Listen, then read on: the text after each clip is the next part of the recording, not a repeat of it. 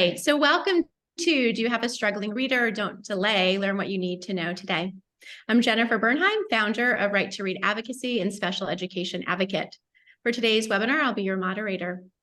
We have with us Allison Meyerson, who's a special education advocate in Rockland and Orange counties in New York, and also Catherine Scholl, literacy evaluator and advocate in the state of Connecticut. So just a couple quick notes about Right to Read Advocacy. Both Allison and Catherine are members of Right to Read, where we empower parents through both advocacy and education. So we offer full service advocacy, advocacy coaching, and literacy evaluations.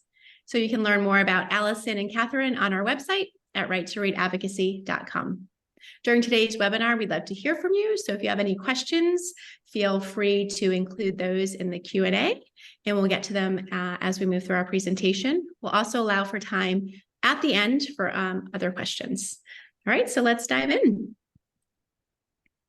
On today's webinar, you'll learn more about universal screening, along with tiered intervention and progress monitoring, a brief overview of the science of reading, science of dyslexia, and then you'll leave with actionable items of how you can help your child if you suspect they're struggling to learn how to read. All right. So we're going to talk about what the first step in what to do if you feel that your child is struggling in reading in school. The first step is to ask for the results of a universal screener. Every school district, and I know in the state of Connecticut, has to offer a universal screener in grades K through 3. It's mandated, this screening is mandated in 41 states right now, Connecticut being one of them. New York does not. So what is a universal screener? Well, in the beginning of the school year, in the middle of the school year, and the end of the year, it provides educators with kind of a snapshot of what the student's early literacy skills. It also will provide red flags when a student is not meeting grade level benchmarks. So every student in the class will have one of these screeners done. And then the teachers take that data and use it to decide whether the child needs extra help.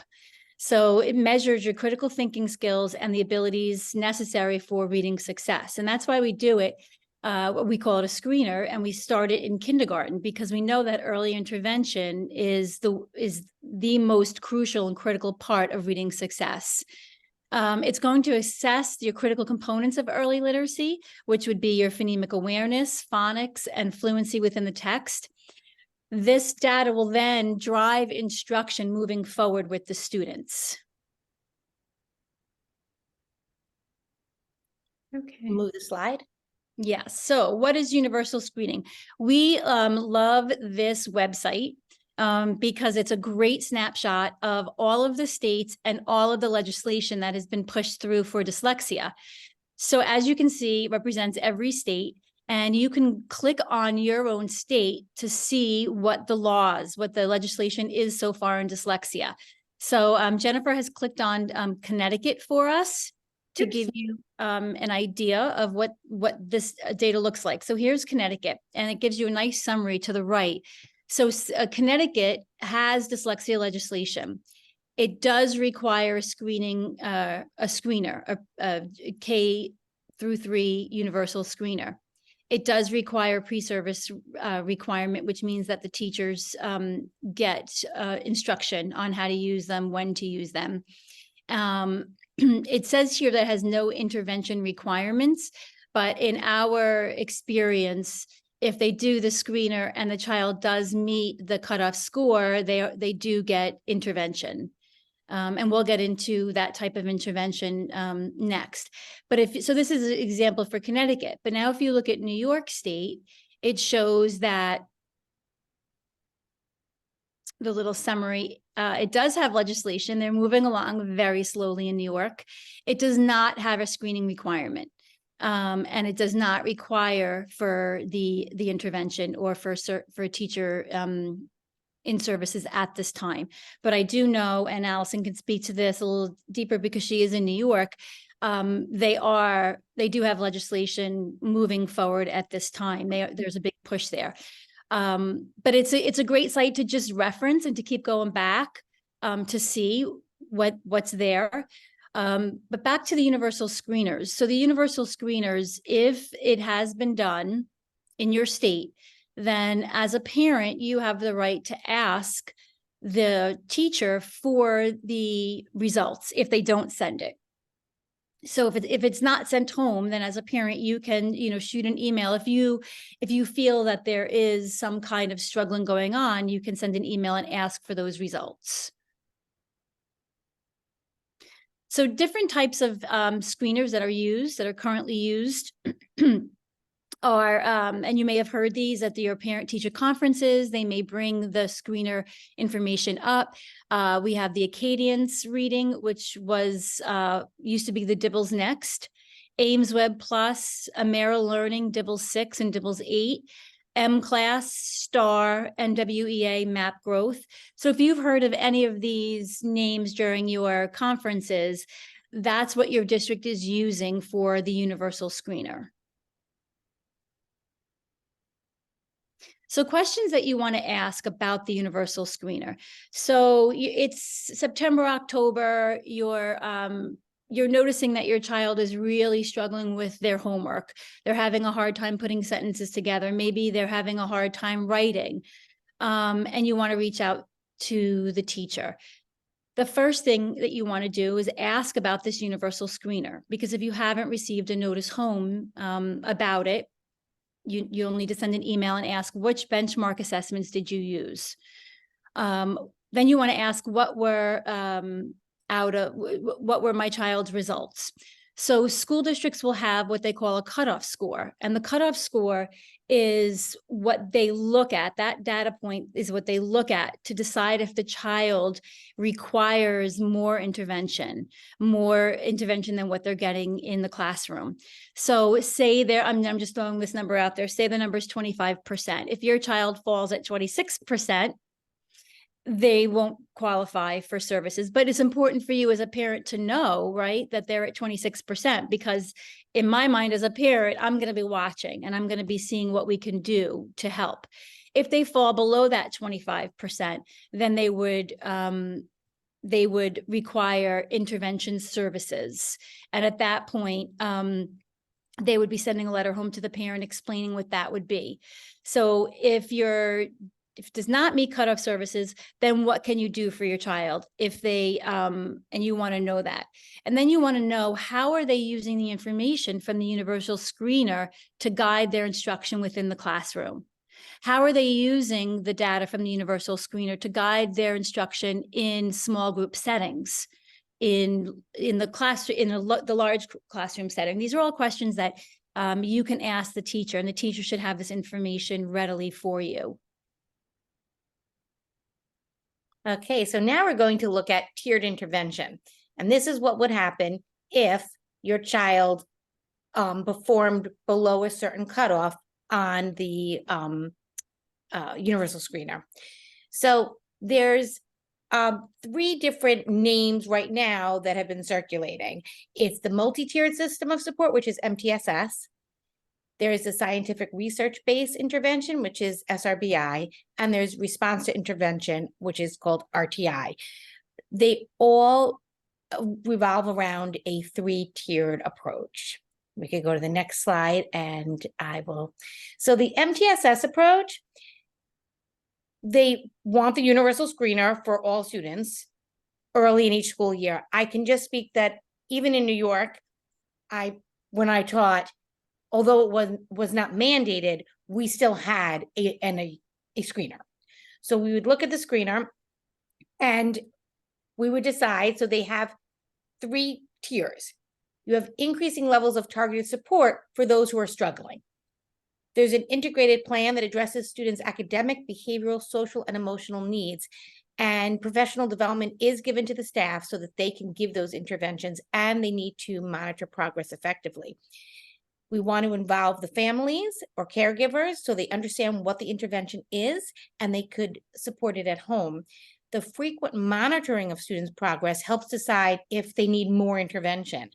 And, excuse me, the use of an evidence-based strategy at every tier of support.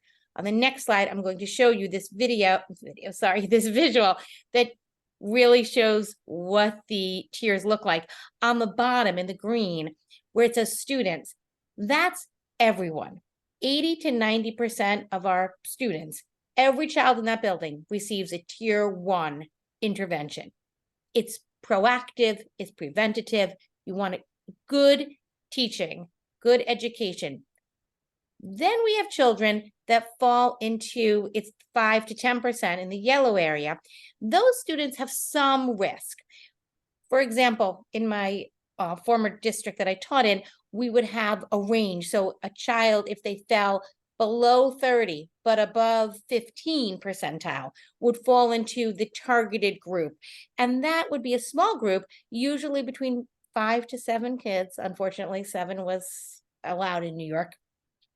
And it would be maybe 3 days a week, half an hour. However, if that intervention was not enough, or if the child scored very low on the screener, they would go into a tier 3. And tier 3 is very intensive. It's either 2 children or the child by themselves. It's every day. It could be 30 minutes, it could be 45 minutes, and that could alter, that could change. It's very fluid, so that you could have a child that's in a tier 2, and then you hit a rough patch and you bump them to a tier 3 just by increasing the time and maybe taking them with less children. And then as they succeed, you say, okay, let's put them back down to tier 2. So it is a fluid system. This is for all students. You do not have to be classified to get this service. Now, this is what I just told you. So it's similar. It just tells you that all students get tier 1, and tier 2 and tier 3, it gets more intense as you go from tier 2 to tier 3. And now we're up to progress monitoring. So once a child is in tiered instruction in that RTI, it is mandated that the teacher now keep data and do what they call progress monitoring.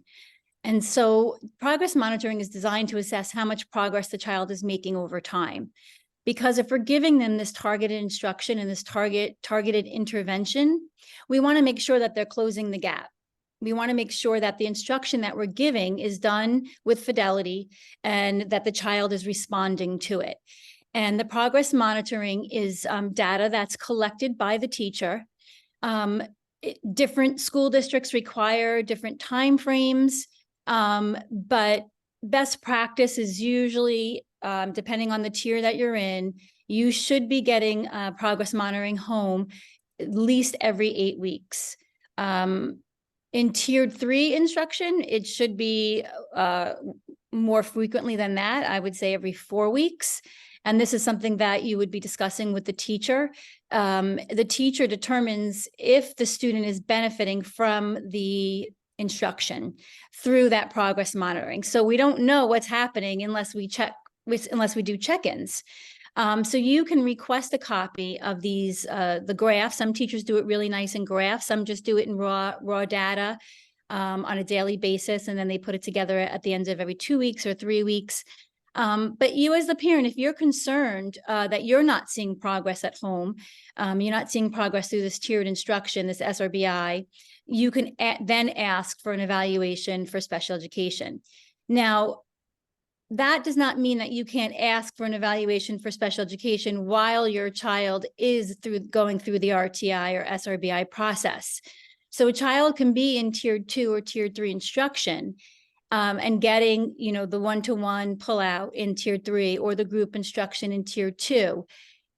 They can be getting that, and you can still request an initial evaluation for special education. They should not be in isolation of each other. So what that means is you don't need to wait for them to get to tier 3 and fail to ask for an evaluation for special education. That's something that parents aren't often told, and it's very important to note that, because if you do suspect that there is a disability other than that they just need a little extra help, then certainly it isn't within your right to ask for that initial evaluation for special education, and the school district has to still provide the tiered instruction.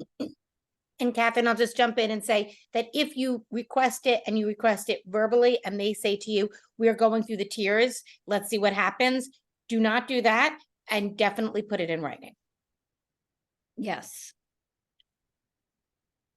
So this is what a wonderful progress monitoring report looks like. And I can say that I have seen some teachers use this. And if this is what's sent home for you, you're very lucky because it gives very specific data on what's happening. As you can see, it's a nice line graph. It's a great visual. It shows where the student was during intervention, what the benchmark, if you see the X up at the top, it'll show the benchmark goal, where we want the student to be. And then it gives you a nice trend line, right? And so if you look, it gives this one is looking at ORF, which we call oral reading fluency, which is one of those data points that we look at for children with dyslexia. And it gives its words correct per minute. So as you can see, the student started out baseline 1. They have the different baselines here. Baseline 1, it looks like he was reading about 25 words per minute. Our benchmark goal is going to be 60 at the end of 16 weeks. And then it shows you where he's performing. So it's a really great visual to see that this student is making strides. He is definitely closing the gap. The intervention is working. Next slide. And now on this slide, we're looking at the same data point, the oral reading fluency, words correct per minute. And as you can see by his trend line, this student is not responding to intervention. It's very clear something isn't working. And so either we have to go back to the table and see if we want to change the program or approach, or is this a student that we would then recommend for an initial evaluation in special education? So I'm not saying that every teacher is going to give data like this, but this is an example of what best practice would be for progress monitoring. So what are the benefits? We've kind of talked about them. The students will learn more quickly because they're receiving appropriate instruction. So like we saw with that trend line with the first student, he was definitely responding to the intervention. The teacher can make an informed decision based on that graph, like, great, he's doing great, he's almost at goal. Or that student whose trend line was flat, okay, he is not making progress. Like, what do we need to do next? They have to be informed decisions based on research-backed instruction. So all the instruction that they give obviously has to be done with fidelity and research-based. And then you also have a nice documentation of the student progress for accountability, not only for the teacher, but also for the student. When we do frequent progress monitoring, we see that the communication improves between the families and the teachers. And also that the goal is always kept on student progress, right? We're always keeping the child first.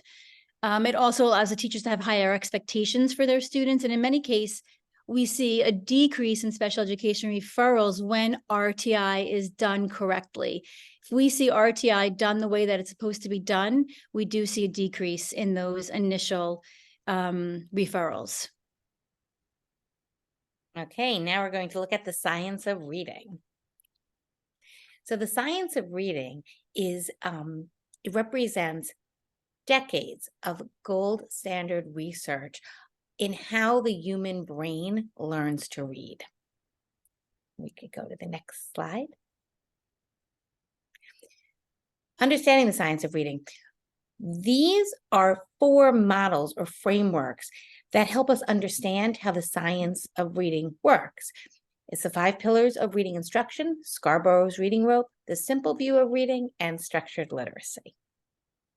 The 5 pillars of reading, these are the 5 components that every reading lesson should include. Now, there are going to be times when you have phonemic awareness and phonics and then fluency, and you don't have time to do both vocabulary and comprehension.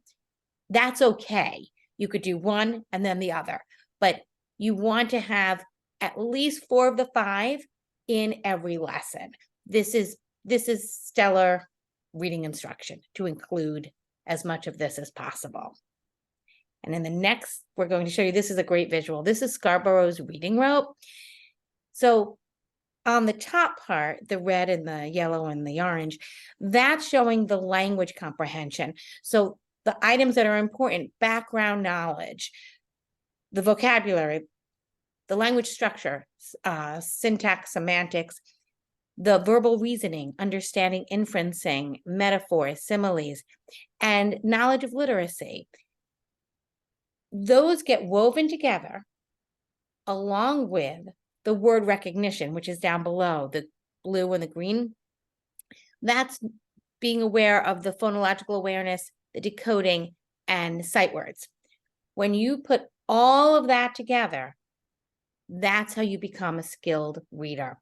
So you need the language comprehension, but you also need the word recognition. Those go together, and that's how most of us, this is how we read. So this is what we want for our students.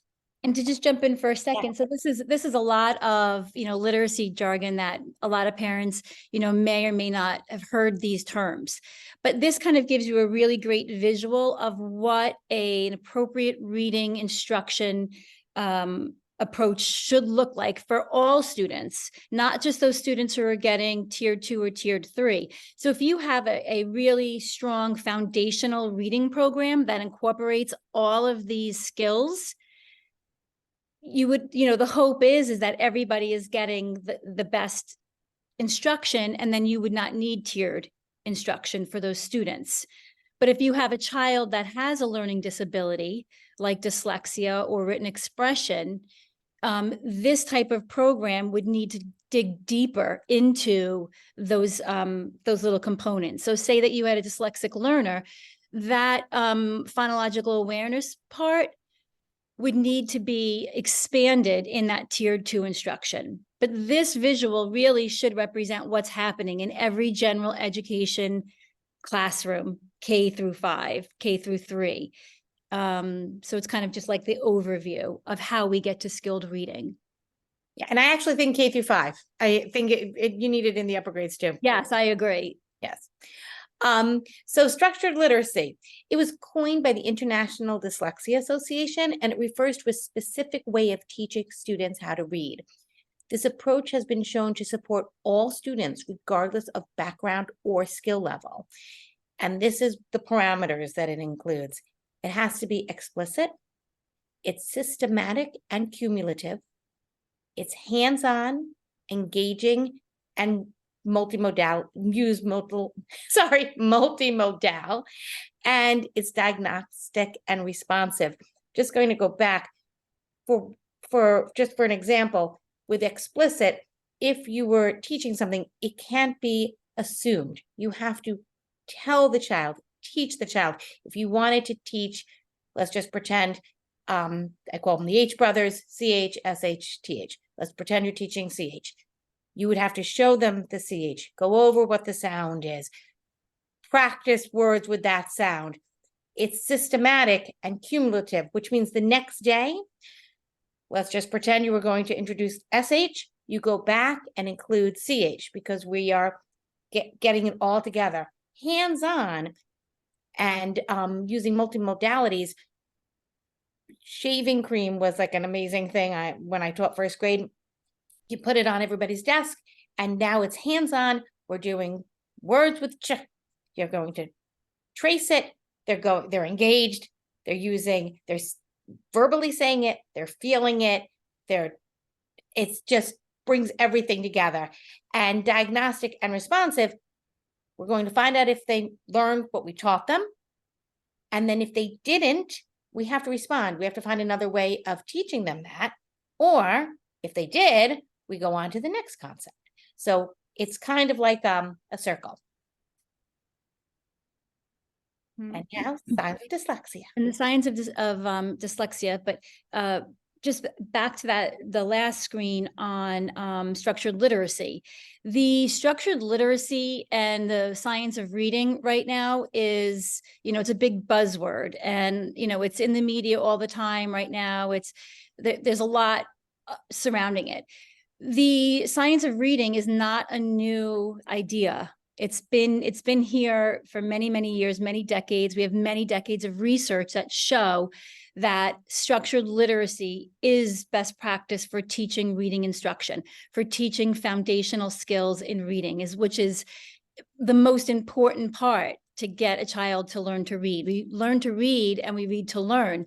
So if we have those foundational skills really strong and the kids have it, then they're going to soar. If we somehow miss one of those components in that Scarborough's rope, or the pillars of the components of reading, that's where we see a lot of issues. That's where we start to see the gaps.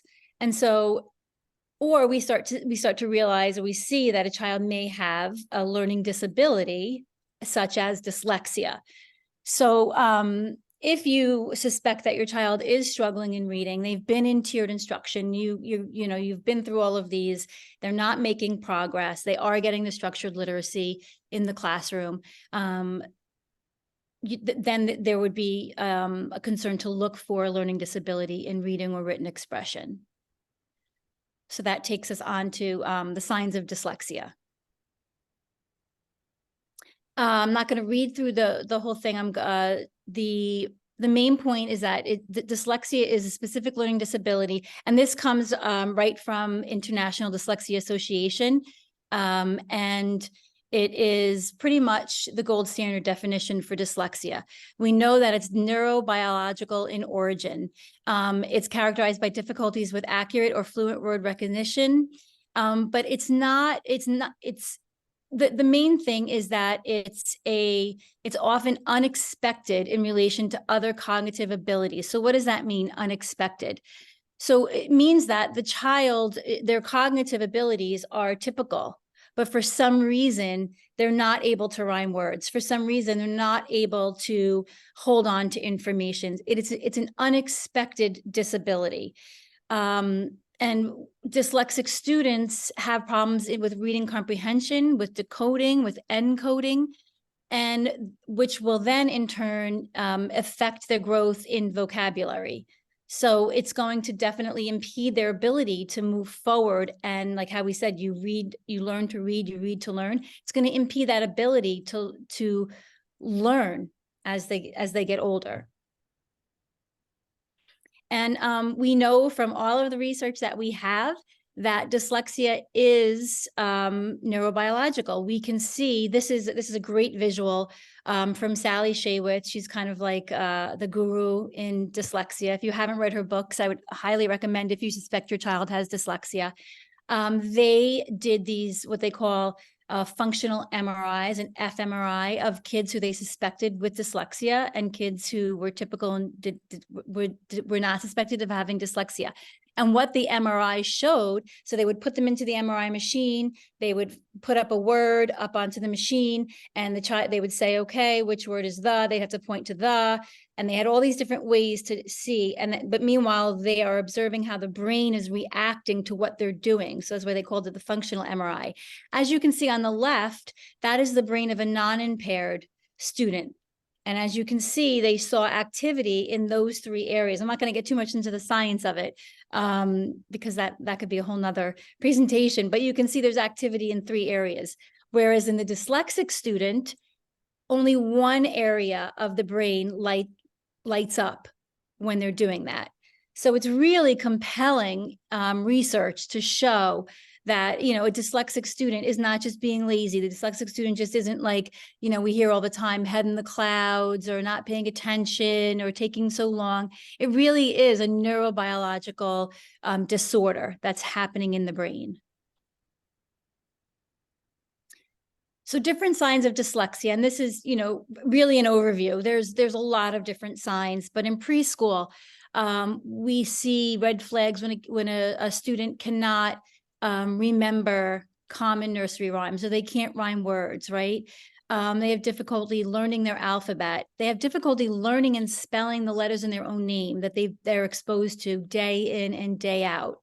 They're unable to recognize the letters in his or her own name. So if you show them, their name, it's not registering, right? They mispronounce familiar words, a lot of baby talk. They don't recognize rhyming patterns. So if you said to them, give me a word that rhymes with cat, they just cannot say rat or bat or mat. The other big thing is a family history of reading difficulties like dyslexia. It often runs in families, siblings, fathers, mothers, grandmas. And then going on from kindergarten to first, when they actually are starting formal education, we see that a lot of times they just guess at the word. So the reading errors that have no connection to the sound, what we call sound symbol connection. So the word could be puppy, and they're saying, rabbit. It doesn't even, it doesn't make sense, or they'll say dog. So they're not looking at the P and knowing that P says P, right? That's that whole phonological awareness, phonemic awareness. They don't understand that words come apart. They don't understand if we say napkin, it's napkin. It's two parts put together to make one word. They start to complain that I hate reading. This is hard. I don't want to do it.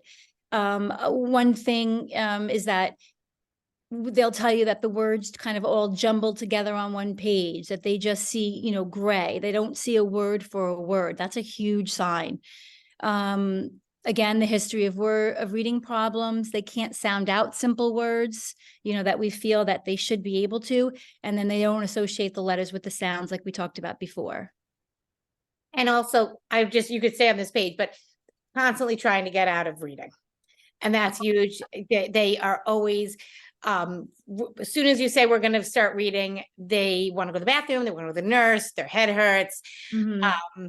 And so if their teacher says to you, whenever we do this, they don't want to stay, they don't want to do it, that's just a signal that there's something going on. That anxiety caused by the instruction. So this is a very broad screen right here, second through high school, because we could do a whole presentation on the signs of dyslexia in middle and high school, right? But just as an overview for today, very slow in acquiring reading skills. It's slow and awkward. You can just feel the pain like emitting from them as they're trying to do this. It's just really challenging. They can't read unfamiliar words because they don't have the foundational skills to do it. They'll make guesses. A lot of times you'll see them rely on their really strong vocabulary. A lot of times dyslexic students are very verbal. And so they'll just kind of ignore the page and tell you a story from the picture. You see that happen a lot, where they'll be like, oh, but then you're trying to redirect them and they don't want to be redirected.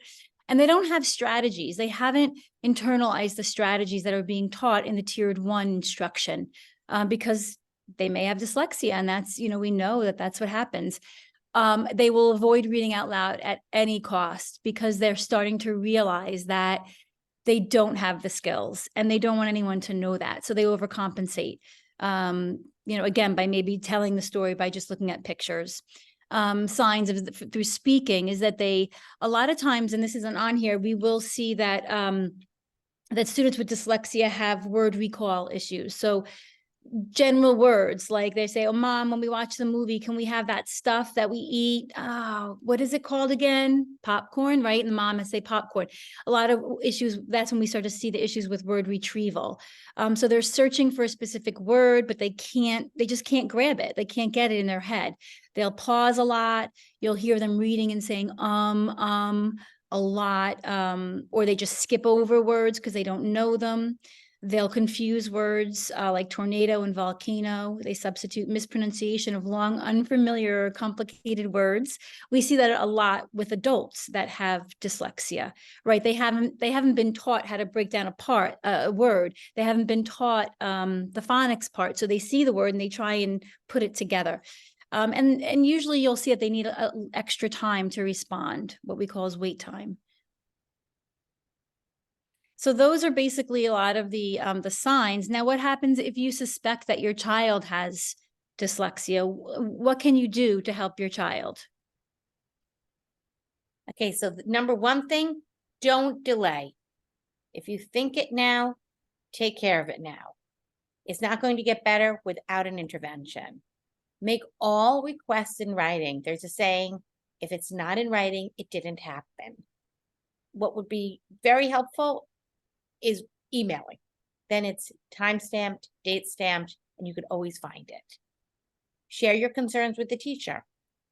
request your child's results from the universal screener. If they did not do a universal screener, you can request that they do some sort of screener. Request progress monitoring results and review it monthly. Refer your child for a special education evaluation. In New York, the second you write that letter, and I recommend hand delivering it and getting it time and date stamped, the 60-day timer starts. We have 60 days from the time that parent hands that in to when the evaluation is completed and you're in the meeting and you're discussing it. Connecticut, it's different, correct? I think it is. Connecticut, different timing? 45 days. 45 days. Okay, so they have less time. New York has 60. And then research private evaluation options, if that's something that you'd be interested in. This way that, you know, some people want to do that prior to asking the school to do it so that they know what they're getting into. But what you definitely want to do is early detection, early intervention. That's your way to success. Sorry about that. No problem. Little glitch there. That's always fun. Okay. Now we are back. Great. So thank you for going through the presentation. We'd love to open it for any questions from our attendees. And let me just grab myself back here. Here we go. All right. So I'm just waiting to see if there are any questions there. You may pop that hopefully in the Q&A or through the chat. And if not, if you prefer, you can always email us after or give us a ring with any of your questions. But in the meantime, some came through before the presentation, and I know we chatted briefly offline about this, but perhaps you could share if parents on the call have an older child who they are seeing signs of dyslexia, what would you recommend if they've had no intervention to date? What would be the first step? So I think the first step would be to have communication with their classroom teacher and ask if they're seeing the same struggles in the classroom that you are. And then I would ask what are they doing? What types of interventions are they doing at that point? And if they aren't seeing struggles, because that happens as well, the school might say, we're not seeing anything wrong. If you are, you still can request an evaluation. It doesn't hurt. So if they are seeing nothing and they're not helping you, you definitely could still ask for that. Great, thank you. And I know our next presentation is about Orton-Gillingham and that approach. Can you just give us a little preview about why that is beneficial for dyslexic learners? And then I'll... Sure. So dyslexic learners need to use multiple modalities in order to solidify in their brain. So because we saw on the slide that Catherine shared that the brain works differently in a child with dyslexia, in order to overcome that, you need to come at it at many different angles. So you might want to do, if your school allows it, I did do taste. I had my students get the parents signed off on it. And so if you could do trace it in like sugar from Jell-O and taste it. You're getting the feel on your hands. You're also getting the sensation of tasting it. You're also getting the smell if you use like grape. All of that solidifies in the child's brain whatever phoneme you're teaching. So it's that's number one. The number one thing to do is start with using all different senses of the taste, the smell, the hearing. And it has to be systematic and sequential, and it builds on itself. I'm going to let Catherine throw something in because I see that she's jumping at the bit. And so go ahead, Catherine. No, and one of the most important parts is that it's repetition. So like Allison said, it's sequential, so it builds on each other, but we always go back. And so instead of, I mean, the goal is not to teach these skills in isolation. We want to make sure that we're teaching them in isolation, but then they're able to use them in their environment. So it's not helpful if we're teaching them one-on-one, 5 days a week, and we're not seeing those skills transfer into the general classroom. So that's why that repetition piece is so important. And we know from research that the more modalities that we use, that it's easier for dyslexic students to internalize what they're learning. Great. I have several questions coming in. So if my child already has an IEP, can I ask for a dyslexia assessment as part of that through school? He has ADHD and is very behind in reading, and that is a 7th grade student. Yes. And if you suspect it, then definitely ask. And they probably already have, if they've done a full evaluation in academic and cognitive, they would have some sort of data, because those tests will also show written expression, reading, phonological awareness. So my first step that I would recommend you to do is look through the data that you already have, the reports, and see how that looks, and then reach out to the teacher, or he's in middle school, probably his case manager. If he has an IEP, he'll have a case manager. I would reach out to the case manager and tell her about your concerns. That's where I would start, and see what she says. And then I would review the data that you have, because I'm sure they've already done something like a Wyatt and a WISC, which we would be able to look at that data and show right away if there are signs of dyslexia. Great, thank you. If your child has cognitive delays or intellectual disability, can they still have dyslexia? So based on the definition from the ADAD and the DSM-5, which is the newest one, dyslexia is defined as an unexpected disability. We know that intellectual disability would not fall under unexpected. So if we see these signs of reading weakness, a lot of times what will happen is that they will then say it's due to the ID and not the dyslexia. So when we're giving an IEP, and not that we shouldn't give lessons for dyslexia, we should, but we always want to make sure that we're teaching towards the disability that's affecting them, and where is the inability to access the general curriculum? Is it coming from ID or is it coming from dyslexia? So it kind of gets a little bit tricky, but if there is an ID diagnosis, then technically no, based on the definition. But it would be not responsible for a district to not also be addressing those weaknesses that you see from the dyslexia. And I will say that one of the things with the Orton-Gillingham, or the type of instruction, is that there's a lot of rules. And so we do rely on the child's cognitive ability to be able to have those memorized. So we would have to maybe do it differently. Even if the child does have a reading issue, we might address it in a different manner. So Orton-Gillingham or one of those might not be the best instruction for a child that has an intellectual disability, just because of the reliance on the memorization. Thank you.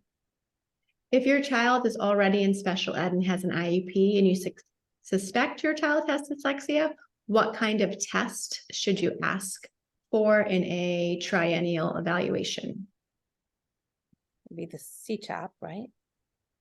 I would think the C-top would be definitely, because you would want to see the phonological awareness. Catherine, but you would look for the C-top, the GORT. You would look at the certain subsets of the academic evaluation. So they would have done either a Woodcock-Johnson or a Wyatt, and both of those academic assessments have written expression and phonemic proficiency, word reading. You would ask for a rapid automatic naming assessment. So there is very specific tests that we do to classify dyslexia, and then also use that data to then give them an appropriate instruction. Great, thank you. All right, I'm thinking I of everyone's questions that came in. One attendee asked for the assessments for us to write in the chat, what they would be looking for. So I tried to include a couple. You're welcome, Catherine and Allison, to add to that. And I don't think we have any other questions. Is there anything that you'd like to add? You know, I mean, I think my biggest tip is always, and, you know, Allison said, you know, don't delay, right? Because early identification and early intervention are key to the child's success, both academically and social emotionally, right? So we didn't really get into like what that looks like for a child who is unidentified with dyslexia and how that affects their emotional well-being as well, right? In addition to their academics. So always starting early and pushing hard and going with your gut instinct, because as a parent, I have found I'm usually right in that area, right? You know your kid's best. But anything else you'd like to add? I mean, this is just a really broad overview Yes. of what, you know, what you can do as a parent. And my biggest advice is just like Jennifer said, trust your gut instinct. If you feel your child is struggling, it's best to just, you know, don't feel like, you know, the school knows best and I'm just going to let the experts do their job, because that doesn't always happen. So you need to make sure that you are sending the emails, and I would file those emails, put them in a file with your child's name on it, so you have documentation. If down the road, you know, they're telling you, oh, he'll catch up, she'll catch up, you know, it's developmental, and then all of a sudden fourth grade hits and your child's still not reading on grade level. Now you have all those communications that you've been giving to the school saying that you have concerns. If you have concerns, you can always ask for an evaluation. And if they tell you no, then there's other steps you can take, but always trust your gut instinct on when you feel your child is struggling. Definitely. Great. All right. Well, thank you both. Thank you, Catherine and Allison. And to those who attended, we will send over the video recording and several resources that were mentioned during this. That'll come over via email as well. And always feel free to reach out if you might have any questions. All right. Thank you. Thank Bye. you. Bye.